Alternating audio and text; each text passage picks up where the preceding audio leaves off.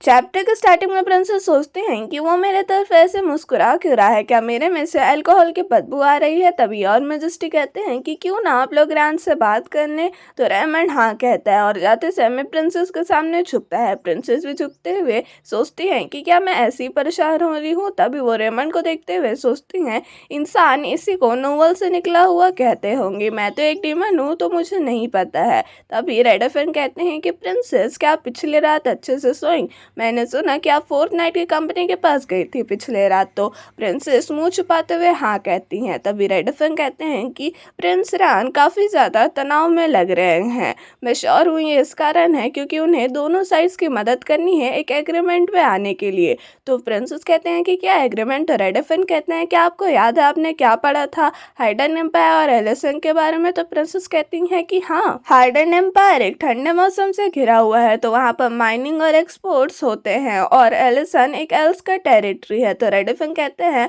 Marine righty को आपके ऊपर काफ़ी ज़्यादा गर्व होगा। प्रिंसेस कहती हैं शुक्रिया, जो भी मैंने पढ़ा था वो याद दिलाने के लिए। और सोचते हैं कि वो उस बात को क्यों ला रहे हैं, क्या लड़ना चाहते हैं वो। तभी रेडफिन कहते हैं कि भले ही बाहर से सब ठीक लगे लेकिन इन दो देशों को ये दिक्कत काफ़ी समय से है।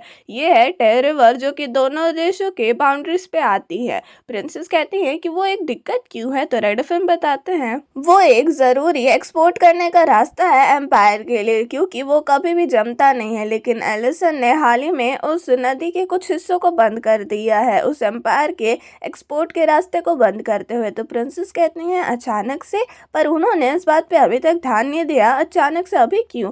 तो रेडफिन कहते हैं कि एलिसन का जवाब था कि पेंडिंग किंगडम के जरिए पूछताछ करो। तो प्रिंसेस कहते हैं तो इस कारण उन लोग यहाँ पर आए हैं। तो रेडफिन कहते हैं कि हाँ, उन लोग यहाँ पर आए हैं वजह पता लगाने के लिए और एग्रीमेंट पे आने के लिए। मैं श्योर हूँ कि उनके कंधों पे काफी ज्यादा भार है, उन्हें एक एग्रीमेंट चाहिए जिनसे दोनों सहमत हो। तो प्रिंसेस कहती हैं लेकिन ये सब आप मुझे क्यों बता रहे हैं। तो रेडफिन कहते हैं यहाँ पर कोई भी आपको नहीं बताने वाला कि क्या हो रहा है, तो इसे बस आपके एक वफादार सर्वेंट का काम मानो। प्रिंसेस सोचती हैं कि मैं श्योर हूँ कि वो मुझे ये सब बता रहे हैं क्योंकि उन्हें लगता है कि मुझे एमनीसिया है, लेकिन मैं उन पे ऐसे भरोसा नहीं कर सकती, वो काफ़ी ज़्यादा चालाक है। हम देखते हैं कि प्रिंसेस अपने रूम में आ गई होती है। मीना कहती है कि योर ग्रेस प्लीज़ इसे खा लीजिए जब ये गर्म है। तो फिर प्रिंसेस हाँ कहती हैं। मीना कहती है कि कैसा है। तो प्रिंसेस अच्छा कहती हैं और कहती हैं कि तुम्हारा ट्रेनिंग कैसे चल रहा है। तो मीना कहती है वो काफ़ी अच्छा चल रहा है, मैंने 3 फ्लावर्स बनाए थे। तो प्रिंसेस सोचती हैं मुझे लगता है कि उसने पिछले बार भी 3 ही फ्लावर्स बनाए थे, मुझे लगता है कि तुम अभी भी उसी जगह पे फंसी हुई हो। लेकिन वो कहती हैं कि काफ़ी बढ़िया, तुम काफ़ी ज़्यादा इम्प्रूव कर रहे हो, शायद तुम पहली फीमेल स्वॉर्ड मास्टर बनोगी। तो मीना नहीं कहती है। प्रिंसेस कहती है कि नहीं, तुम ज़रूर बन सकती हो क्योंकि हम लोग बात कर ही रहे हैं, तो क्या तुम मेरे साथ लड़ना चाहोगी। तो मीना कहती है नहीं, मैं अभी तक उतनी अच्छी नहीं हूँ। तो प्रिंसेस कहती हैं हम लोग लड़ेंगे नहीं, मैं बस देखूंगी कि तुमने कितना सीखा है, और मैंने तुम्हारे लिए एक तोहफा भी लाया है। ये अंगूठियाँ हैं जो कि जो भी पहनता है उसके लुक को बढ़ा देती हैं। मीना कहती है कि ये काफ़ी ज़्यादा सुंदर है। प्रिंसेस कहती है कि मैं खुश हूँ कि तुम्हें ये अच्छा लगा, और सोचती हैं ऑफ कोर्स तुम्हें ये अच्छा लगना चाहिए। जो महानी उरसेना है उसने उसके अंदर मैजिक भी डाला है। पहला है डायमंड लक रिंग जिसमें +100 लक है fire water wind attack magic के साथ। दूसरा है एमरेल्ड लक रिंग जिसमें भी +100 लक है डिफेंस और स्पेशल मैजिक के साथ। मीना उछलते हुए कहती है कि मुझे ये काफ़ी ज़्यादा अच्छा लगा। प्रिंसेस सोचती हैं ये आम सी अंगूठियाँ हैं जो मैजिक नहीं इस्तेमाल करता है उसके लिए, लेकिन मैं उसके लिए मैजिक को एक्टिवेट कर दूंगी। मीना कहती है कि मैंने कभी भी इतना सुंदर कुछ नहीं देखा है, शुक्रिया यार ग्रेस। तो प्रिंसेस कहती है कि ये तो कुछ भी नहीं है, तो क्या तुम मेरे साथ लड़ोगी। मीना कहती है क्या। प्रिंसेस सोचती हैं कि तुम अब मना नहीं करोगी है ना, मैंने तुम्हें इतने ज़्यादा महंगे अंगूठियाँ भी दी हैं। फिर मीना घबराते हुए हाँ कह देती है। अगले सीन में मीना और मोलोक प्रिंसेस के ऊपर चिल्लाते हुए कहते हैं कि नहीं, आपके पास सच में पोटेंशियल है। नहीं, कभी नहीं। रेमंड वहाँ से गुजर रहा होता है तो पूछता है कि ये कौन सी जगह है। गार्ड बताता है कि ये रॉयल नाइट्स का ट्रेनिंग ग्राउंड है, पेंडिंग किंगडम के गर्व का।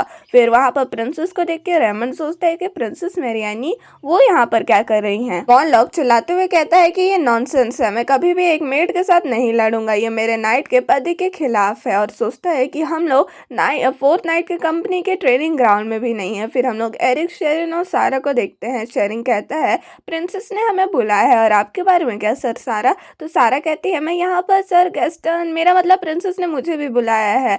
और जो मौलक है वो सोचता है कि हम लोग रॉयल नाइट्स के ग्राउंड पे हैं, वो यहाँ पर ज़रूर मुझे शर्मिंदा करने के लिए आई हैं। फिर प्रिंसेस कहती हैं कि ये तुम्हारे नाइट के पति के खिलाफ है, मुझे नहीं पता था कि नाइट्स अपनी एनिमीज के सोशल बैकग्राउंड के बारे में इतना चिंता करते हैं। क्या यही तुम्हारा नाइट का पति है? तो मौलक चिल्लाते हुए कहता है तो फिर ये सारी चीज़ें क्या हैं? तो फिर प्रिंसेस बताती हैं कि ये कुछ ऐसा है जो कि आम लोग आजकल काफ़ी ज़्यादा खेल रहे हैं। तुम पेपर सीजर ऐसे कुछ खेलते हो और जो विजेता है, मौलक कहता है कि नहीं, ये सारे वुड के स्वॉर्ड भी नहीं है, तो हम लोग इसके साथ लड़ेंगे कैसे? तो प्रिंसेस कहती हैं मैंने लड़ने के लिए कहा था पर मैंने कभी भी एक स्वॉर्ड फाइट नहीं कहा था, क्या ये सच नहीं है सर लुइड?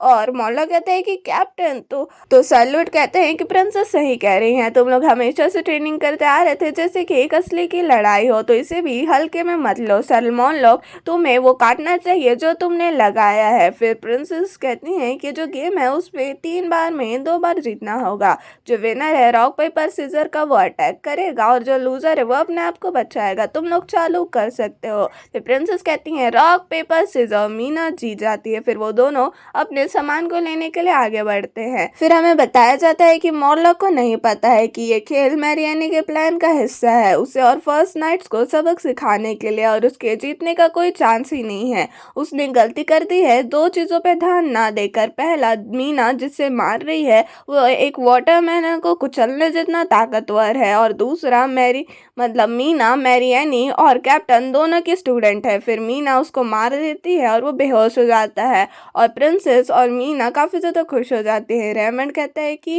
अरे बाप रे। फिर रेमंड होता है बैठक में और सोच रहा होता है कि ये तो काफ़ी अजीब बात है, जो नाइट थे वो तो अलग बात है, लेकिन मैंने सुना था कि प्रिंसेस मैरियानी को रैंक के बारे में काफ़ी ज़्यादा फ़र्क पड़ता है, तो रूमर्स बस रूमर्स थे। फिर रेडफिन कहते हैं कि प्रिंस रेमन एलिसन ने कहा कि उन्होंने रिवर को बंद किया है उनके टेरिटरी को प्रोटेक्ट करने के लिए, तो आपको इस पे क्या कहना है?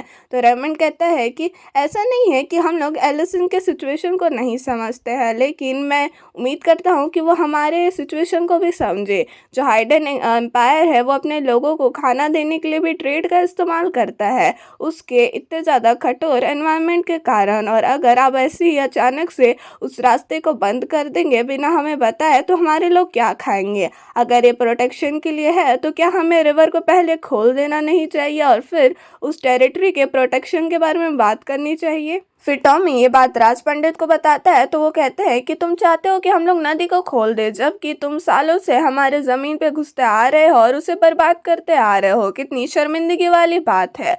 टॉमी फिर ट्रांसलेट करके बताता है कि राज पंडित ये कह रहे हैं कि हाइडन एम्पायर ने एलिसन टेरिटरी का काफ़ी ज़्यादा इस्तेमाल किया है, और जो नदी है उसको इसके कारण काफ़ी ज़्यादा नुकसान पहुंचा और इसलिए उसे खोला नहीं जा सकता है। रेमंड सोचता है कि कितनी दिक्कत वाली बात है, मुझे पता था कि आसान नहीं होगा, लेकिन मैं ये भी नहीं देख पा रहा हूँ कि उन्हें क्या चाहिए, लेकिन मैं श्योर हूँ कि ये कुछ और बात है। उसका चेहरा ये कह रहा है, मुझे नहीं पता था कि भाषाओं को ट्रांसलेट करना दिक्कत करेगा। फिर यान कहता है कि बस करिए, स्थिति को समझने के लिए दोनों साइड्स की समस्या सुनना ज़रूरी है, लेकिन हमारी बातचीत में वो पॉइंट मिसिंग लग रहा है। ये मीटिंग एक एग्रीमेंट के लिए की गई थी, अगर दोनों साइड कोऑपरेट नहीं करेंगे तो हम लोग बस लड़ते रहेंगे बिना किसी रिजल्ट के। मैं श्योर हूँ कि आप लोग को ये नहीं चाहिए, तो क्या हम लोग शुरुआत से चालू करें? और रेयान ने फिर से चालू किया बैठक को अपने सिर को ऊंचा करके, लेकिन उसकी उत्सुकता से अलग स्थिति में कोई भी सुधार नहीं हुआ। कुछ दिनों बाद मैरियानी भी उसके बारे में सुन पा रही थी। मीना कहती है कि और ग्रेस आपने कहा कि कल आप टी पार्टी के लिए जा रही हैं, तो प्रिंसेस कहती है हाँ, क्वीन और फ्लोरा भी होंगे वहाँ पर। तो मीना कहती है वो काफ़ी ज़्यादा फैंसी होगा, मैं एक बार टी पार्टी के लिए मदद करने के लिए गई थी, जो टीस और कुकीज़ मैंने वहाँ पर देखा वो काफ़ी ज़्यादा अच्छे थे। तो प्रिंसेस कहती है हाँ, मैं उम्मीद करती हूँ कि वहाँ पर बस इतना ही कुछ होता है, लेकिन वहाँ पर काफ़ी ज़्यादा झूठे मुस्कुराहटें और रूमर्स होंगे, उनके बारे में सोचना ही मुझे परेशान कर देता है। तभी झाड़ियों के बीच में से राज पंडित निकलता है। टॉमी माफ़ी मांगते हुए कहता है कि गुड आफ्टरनून, हमें माफ़ कर दीजिए कि हम लोग आपके गार्डन में बिना परमिशन के घुस गए। फिर वो कहता है, राज पंडित, ये प्रिंसेस मैरियानी का गार्डन है, हमें तुरंत निकल जाना चाहिए। तो वो कहते हैं कि ये सारी जो ज़मीन है वो मदर नेचर की है, तो क्यों मैं इन इंसानों के नियमों का पालन करूं? तो टॉमी कहता है कि राज पंडित, और प्रिंसेस सोचती हैं कि ये वो एल्फ है जिसके बारे में मैं सुन रही थी, कोई शक नहीं है कि अभी तक कुछ भी नहीं हुआ। फिर वो सैल्विश में कहती हैं कि जैसा आपने कहा राज पंडित, ये जो पृथ्वी है वो हम इंसानों की नहीं है, लेकिन ये भी सच है कि ये पृथ्वी हमारे किंगडम के रूल के अंडर प्रोटेक्ट की जाती है। तो भले ही ये जो रूल्स है वो हम इंसानों के द्वारा बनाए गए हैं, क्या आप इन्हें कुछ रिस्पेक्ट दिखा सकते हैं? राज पंडित कहते हैं कि तुम्हें एल्विश कैसे आता है? तो प्रिंसेस कहती हैं, यहाँ पर बहुत सारे तरीके हैं एक भाषा को सीखने के लिए, तो अगर आपके साथ ठीक होगा तो मैं अपने सैर को जारी रखना चाहूँगी। फिर वो एल्स के स्टाइल में फेयरवेल करने के लिए पहले अपना हाथ को अपने चेस्ट पे फिर उसी के ऊपर किस करते हुए कहती है कि मैं उम्मीद करती हूँ कि आपका रास्ता सद्भाव और समृद्धि से भरा हो। ये सुनने के बाद जो राज पंडित हैं वो सोचते हैं कि उसे एल्वन का फेयरवेल भी आता है, और फिर जो टॉमी है वो उन्हें वहाँ से लेके जाने लगता है, और वो सोचते हैं कि उसने मुझे ऑफ गार्ड पकड़ लिया। प्रिंसेस और मीना फिर वहाँ से चले जाती हैं। अगले सीन में हम देखते हैं कि रेमन प्रिंसेस से मिलने आया हुआ होता है। प्रिंसेस सोचती हैं कि क्या हो रहा है, क्राउन प्रिंस रेमन यहाँ पर क्यों आए हैं? रेमन कहता है कि इतने लेट आने के लिए मुझे माफ़ कर दीजिए और बिना किसी अपॉइंटमेंट के। तो प्रिंसेस कहती हैं नहीं ये ठीक है, और पूछती हैं लेकिन आप यहाँ पर क्यों आए हैं? तो मेरे गुस्से से प्रिंसेस को देखते हुए सोचती हैं कि मैंने तुम्हें कहा था ना कि स्ट्रेट फॉरवर्ड होना गुड मैनर्स के खिलाफ है। तभी रेमन कहता है कि मैं सीधा मुद्दे पे आता हूँ, क्या आप मेरे साथ एलिसन के साथ जो बैठक है उस पर चलेंगी?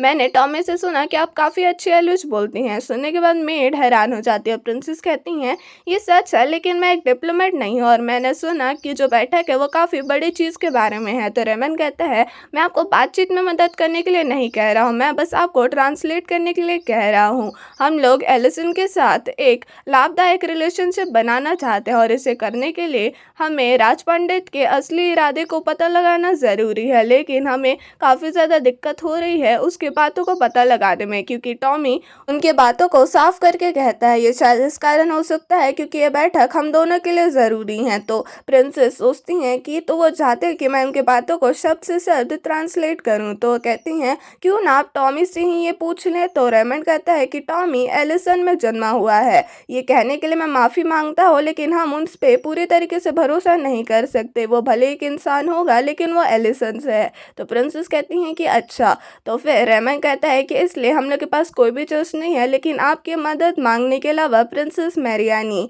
प्लीज़ हमें आपकी शक्ति दीजिए। प्रिंसेस सोचते हैं कि मुझे क्या करना चाहिए, काफ़ी परेशानी भरा है, ऐसा नहीं है कि मैं मदद नहीं कर सकती, लेकिन क्या है इसे मुझसे बस इतना ही चाहिए? फिर वो कुछ कहती हैं लेकिन हमें बताया नहीं जाता है। फिर रेमन प्रिंसेस को अलविदा करके वहाँ से जा रहा होता है और सोचता है कि कुछ समय चाहिए सोचने के लिए। अच्छा, फिर हमें बताया जाता है कि प्रिंसेस ने कहा होता है कि मुझे कुछ समय चाहिए सोचने के लिए। अगले सीन में हम देखते हैं कि प्रिंसेस टी पार्टी में होती हैं। जो लड़की है वो क्राउन प्रिंस रेमन के बारे में बात करने लगती हैं कि जब वो ऑर्डर देते हैं वो काफ़ी ज़्यादा करिश्मे लगते हैं, लेकिन वो लेडीज़ के साथ काफ़ी ज़्यादा दयालु हैं, वो एक करेक्टर है नॉवल से निकले हुए। ये सुनने के बाद फ्लोरा और प्रिंसेस हैरान हो जाती हैं। फिर उन लोग क्राउन प्रिंस का और ज़्यादा तारीफ करने लगते हैं। तो फ्लोरा कहते हैं कि क्राउन प्रिंस रेमन भले ही हैंडसम होंगे लेकिन सर एरिक भी हैं। ये सुनने के बाद वो लड़कियां उसे चढ़ाते हुए कहते हैं कि ओ माई, हमने तो सर एरिक के बारे में तो कुछ कहा ही नहीं, पर क्या किसी और आदमी के बारे में बात करना तुम्हारे पहले ट्रू लव के बारे में याद दिला दिया? फ्लोरा कहती है कि नहीं, ऐसा नहीं है, लेकिन लोग कहते हैं कि सर एरिक शायद यंगेस्ट और मास्टर बनेंगे, और जिस तरह से वो मदद करते हैं अपने उसको लुक के साथ उनके चेहरे पे, ऐसा नहीं है कि मैं उन्हें पसंद करती हूँ, बस वो ऐसे ही हैं। प्रिंसेस सोचती हैं वो लोगों की मदद करते हैं। इससे मुझे याद आया मैं उससे कुछ दिनों पहले मिली थी और उसने उस इंसिडेंट के बारे में नहीं कहा था।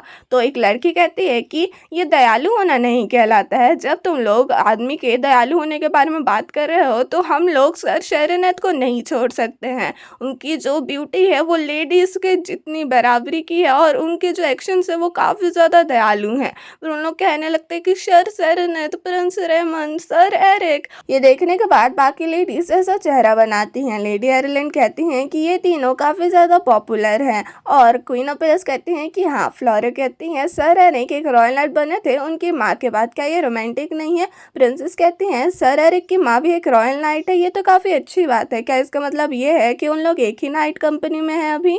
ये सुनने के बाद सब लोग शॉक हो जाते हैं। फ्लोरा कहती हैं कि आप क्या कह रही हैं मैरी एनी, जो सर एरिक की माँ है वो अब इस दुनिया में नहीं है। ये सुनने के बाद प्रिंसेस शॉक हो जाती हैं और क्या एक्टिंग करते हुए कहती है कि ये सच है, मैं ज़रूर सब भूल रही होंगी। फिर लेडी आयरलैंड कहती हैं कि वो जो इंसिडेंट था वो 10 साल पहले हुआ था जब मैरी एनी बच्ची थी और तुम थी जिसने इसे पहले लाया था फ्लोरा। फिर फ्लोरा माफ़ी मांगती है और लेडी आयरलैंड प्रिंसेस को देख के स्माइल करती है और प्रिंसेस भी। तभी क्वीन ऑफ पेरिस कहती हैं कि मुझे पता है कि तुम अपना काफ़ी ज़्यादा देखभाल करते हो, लेकिन अगर उसमें से तुम थोड़ा सा भी समय दूसरों के ऊपर लगा दो तो शायद तुम्हें ये बात पता होती। हम लोग इसे जाने दे सकते हैं जब हम ही लोग हो, लेकिन बस सोचो अगर तुमने ये गलती सर एरिक के सामने कर दी होती तो क्या ये एम्बैरेसिंग नहीं होता? ये सुनने के बाद सब लोग शॉक हो जाते हैं और प्रिंसेस क्वीन ऑफ पेरिस की तरफ गुस्से से देखती हैं। फिर प्रिंसेस कहती हैं कि क्राउन प्रिंस ने मुझसे एक फेवर मांगा है, उन्होंने मुझे बैठक में मदद करने के लिए कहा है। उन्होंने ये बात आमने सामने कही है मेरे रूम में। ये सुनने के बाद क्वीन ऑफ पेरिस प्रिंसेस की तरफ गुस्से से देखती हैं और प्रिंसेस स्माइल करती हैं। तो इसी के साथ हमारे चैप्टर्स यहीं पे ख़त्म होते हैं। अगर आपको वीडियो अच्छी लगी होगी तो like, comment and subscribe share ज़रूर कीजिएगा and thank you for watching.